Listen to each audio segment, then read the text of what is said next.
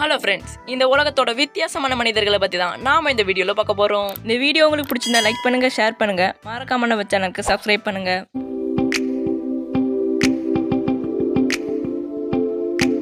நம்ம முதல்ல பார்க்க போகிறது ஸ்டீஃபன் வீல்ஷைட் மனித கேமரா. இவர் ஏன் எல்லாரும் மனித கேமரான்னு சொல்கிறாங்கன்னா, இவர் ஒரு பொருளை பார்த்தா அதை அப்படியே ஃபோட்டோ எடுத்த மாதிரி வரைஞ்சிருவாராம். இப்படி ஒரு திறமையை கொண்ட இவரோட டிராயிங்கில் இவர் ஒரு இடத்த பார்த்து வரைஞ்ச டிராயிங்கையும் அந்த இடத்துல அதே கோணத்தில் எடுக்கப்பட்ட ஒரு ஃபோட்டோவையும் ஒப்பிட்டு பார்த்ததில் எந்தவித வித்தியாசமும் இல்லையாம். மேலும் இவர் ஹெலிகாப்டரில் பறந்துட்டு இருக்கும்போது ஒரு இடத்த பார்த்தாருன்னா அதை மேப்பாக அப்படியே வரைஞ்சிருவாராம். நம்ம அடுத்ததாக பார்க்க போகிறது மைக்கேல் லோடிடோ. இந்த மைக்கேல் லோடிடோங்கிறவர் கண்ணாடி, இரும்பு, ரப்பர்னு எல்லாத்தையுமே சர்வசாதாரணமாக சாப்பிட்டு உயிர் வாழ்கிற ஒரு அதிசய மனிதராக தான் இருக்காரு. இந்த அதிசய இரும்பு மனிதர் இதுவரைக்கும் ஒரு ஏரோப்ளேன், 21 டிவி, ஒரு பீரோவை சாப்பிட்டு உயிர் வாழ்றாரு. இவரை செக் பண்ண டாக்டர்ஸ்லாம் இவரோட ஜீரண சக்தியை பார்த்து மிரண்டு போறாங்கன்னு சொல்றாங்க.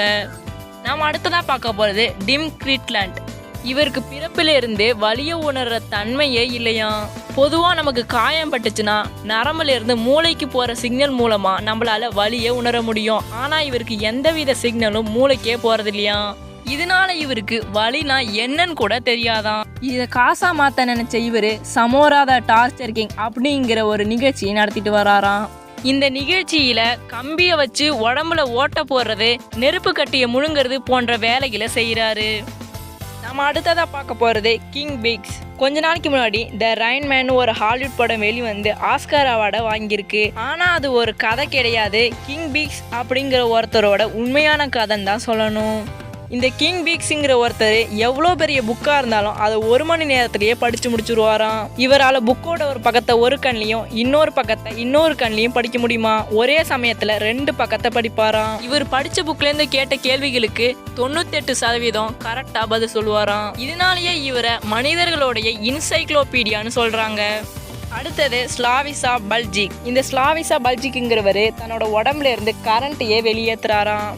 இவரால் தன்னோட கைகளை வச்சு தண்ணியை 97 டிகிரி வரைக்கும் சூடுபடுத்த முடியுமா? ஒரு தடவை மின்சார வேலியை தொட்டதாகவும் அப்போ இவருக்கு ஷாக் அடிக்கல, இந்த சக்தி இவருக்கு கிடைச்சதா சொல்லியிருக்காரு. இவர் எப்போ கரண்ட்டை வெளியேற்றணும்னு நினைக்கிறாரோ அப்போ தான் வெளியே வருமா. மற்ற நேரங்களில் கரண்ட் ஆனது வெளியவே வராதான். இதனாலேயே இவர் 2 கின்னஸ் ரெக்கார்டு வாங்கியிருக்காராம். நம்ம அடுத்ததாக பார்க்க போகிறது வில்ஹிம் த ஸ்னோமேன். இந்த வில்ஹிம்ங்கிறவர் ஒரே வைக்கிற பணியில கூட சர்வசாதாரணமாக உட்கார்ந்துருக்காரு. இதனாலேயே இவர் இதுவரைக்கும் 20 கின்னஸ் ரெக்கார்டு வாங்கியிருக்காரு. இதில் முக்கியமான ஒரு சாதனை என்னன்னா, கிளிமாஞ்சாரோ அப்படிங்கிற ஒரு மலையில 1 மணி நேரம் 15 நிமிஷம் இருந்திருக்காரு. ஒரு ஐஸ் கட்டி நமக்கு மேலே பட்டாலே நம்மளால துள்ளி குதிக்காம இருக்க முடியாது. ஆனால் இவரால் ஒரு ஐஸ் கட்டி மேலே உட்கார்ந்துருக்கவே முடியுது. அடுத்தது டேனியல் ஃப்ரௌனிங். உடலை எப்படி வேணாலும் வளைக்கக்கூடிய ஒருத்தர் தான் நாம பார்க்கக்கூடிய ஒரு ரப்பர் மனிதர். தன்னோட உடலையே மடிச்சு டென்னிஸ் பேட்டுக்குள்ள கொண்டு வர்றது தான் இவரோட ஒரு சாதனையாவே இருக்குது. நாம் அடுத்ததா பார்க்க போறது நட்டாஷா. நட்டாஷாங்க இவங்களுக்கு எக்ஸ்ரேவானது கண் பார்வையிலேயே இருக்கு. இவங்க ஒருத்தவங்களை பார்த்து அவங்களுக்கு என்ன பிரச்சனைங்கிறத தன்னோட எக்ஸ்ரே கண் பார்வையாலேயே கண்டுபிடிச்சிருவாங்களாம். இந்த பொண்ணு பொய் சொல்லுதுன்னு நினைச்ச டாக்டர்ஸ்லாம் இவங்க கிட்ட ஒரு ஆப்ரேஷன் பண்ண 7 பேரை கொண்டு வந்து காமிச்சிருக்காங்க. இந்த 7 பேர்ல யாருக்கு தலையில மெட்டல் வச்சிருக்கு, யாருக்கு கிட்னி ஆப்ரேஷன் பண்ணிருக்குன்னு கேட்டிருக்காங்க. இவங்க அந்த 7 பேர்ல 5 பேருக்கு இந்த ஆப்ரேஷன் தான் பண்ணிருக்குன்னு கரெக்டா பதில் சொல்லியிருக்காங்க. அடுத்தது டேனியல் கேஸ். இந்த டேனியல் கேஸ்க்கு கண்ணு தெரியாது. ஆனாலும் இவர் வாய் மூலமாக ஒரு வகையான ஒலியை எழுப்பி அது எப்படி எதிரொலிக்குதுங்கிறத வச்சு தன்னோட பாதையை கண்டுபிடிக்கிறாரு.